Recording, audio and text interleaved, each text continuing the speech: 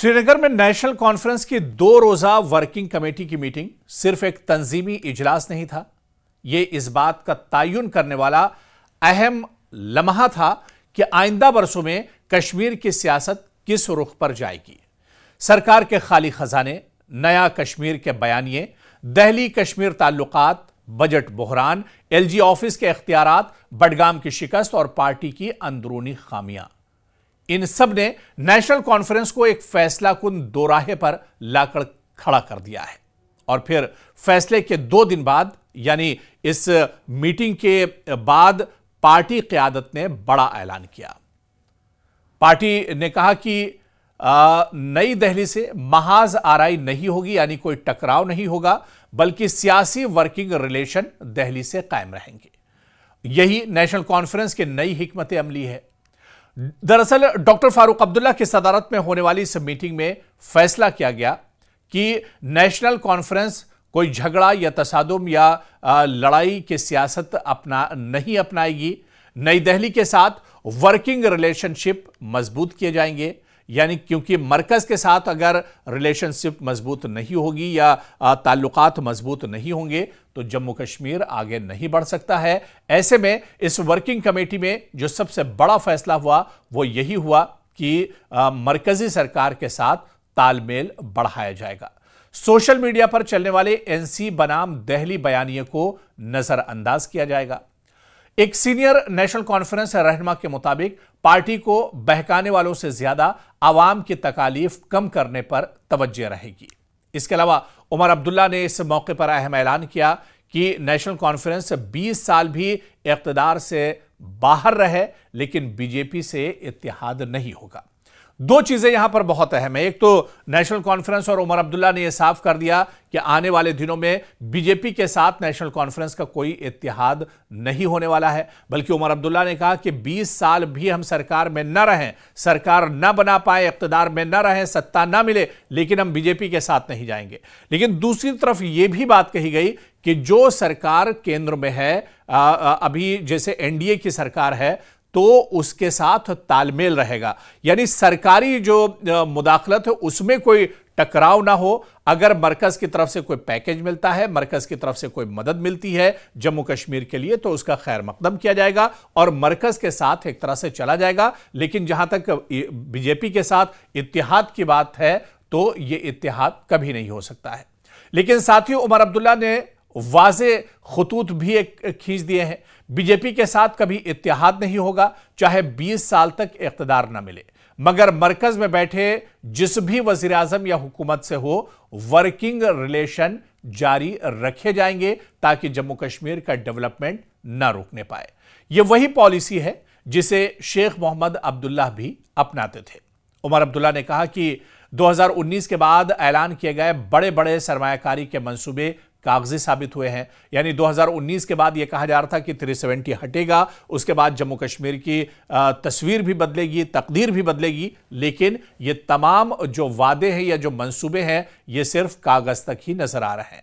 जब national conference ने हुकूमत संभाली तो खजाना खाली था, मुलाजमीन की तनख्वाहें नहीं थी, पेंशन और तरक्याती फंड्स ना के बराबर थे, सब मुश्किल में थे।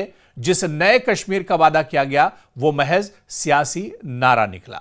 और सच यह है कि वादे बहुत हुए मगर खजाना खाली है और सरमायाकारी यानी जो रेवेन्यू है वो जीरो है।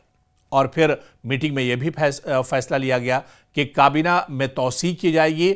1 या 1.5 महीने में आने वाले दिनों में उमर अब्दुल्ला कैबिनेट को बढ़ाया जाएगा और वुज़रा जो है इनकी तादाद बढ़ाई जा सकती है, यानी कुछ नए चेहरे शामिल किए जाएंगे उमर अब्दुल्ला काबीना में। कारकर्दगी की बुनियाद पर शामिल या खारिज इन वुज़रा को किया जा सकता है। पार्टी के तंजीमी ढांचे में बड़ा बदलाव किया जाएगा।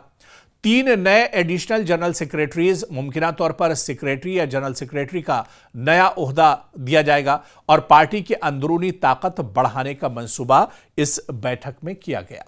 इसके अलावा सोशल मीडिया और यूथ नेशनल कॉन्फ्रेंस यानी YNC सबसे बड़ा फोकस होगा।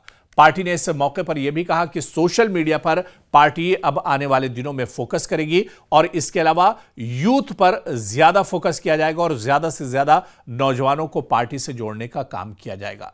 दरअसल जिस तरह से बडगाम और नगरोटा में हार मिली है, उसके बाद ये वर्किंग कमेटी की बैठक चल रही थी और इस हार पे भी इस वर्किंग कमेटी में एक तरह से मंथन किया गया, गौर फिक्र किया गया और पार्टी इस नतीजे पर पहुंची कि अब स्ट्रेटेजी में बदलाव करना होगा और जो पार्टी की पॉलिसी है इसमें बदलाव करने की जरूरत है।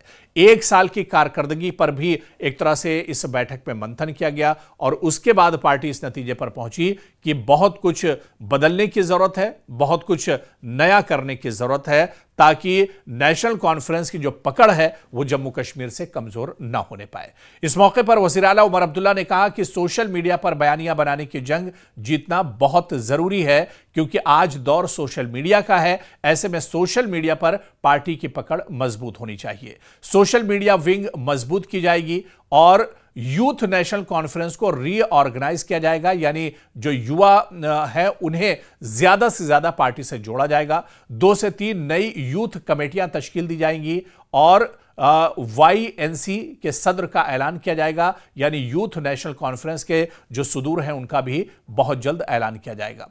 और इसके अलावा उमर अब्दुल्ला ने कहा कि नौजवान दरअसल पार्टी का मुस्तकबिल है, इस वजह से बड़ी तादाद नौजवानों पर फोकस की जाएगी।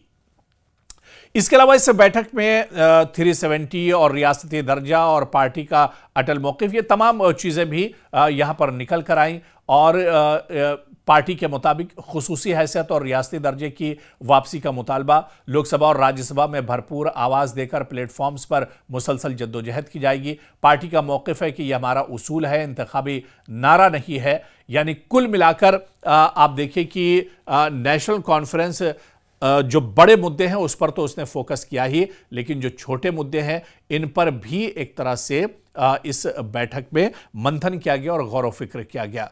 और इसके अलावा जो कई और चीजें हैं जो पार्टी से जुड़ी हुई हैं कि पार्टी में आखिर कमी कहां पर रह गई, कहां पर रुकावट आ रही है, कहां पर पार्टी के खामियां हैं, उन्हें दूर करने की जरूरत है और कौन से ऐसे विंग हैं जिन्हें एक तरह से मजबूत करना होगा।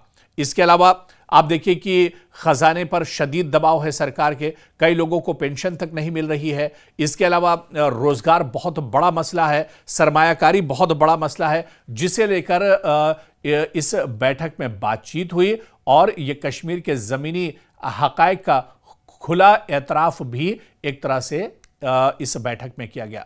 बडगाम और नगरोटा बाईपोल्स में शिकस्त हुई, इस पर भी पार्टी ने गौर फिक्र किया, क़यादत ने तस्लीम किया कि गलतियां हुई। बडगाम में PDP के हक में बनने वाले अजीब इत्तेहाद पर सख्त अल्फाज में कहा कि कुछ लोग एंटी नेशनल कॉन्फ्रेंस बयानिए के लिए बेनकाब हो गए, यानी सीधा सीधा आगा रूहुल्लाह पर यह निशाना था।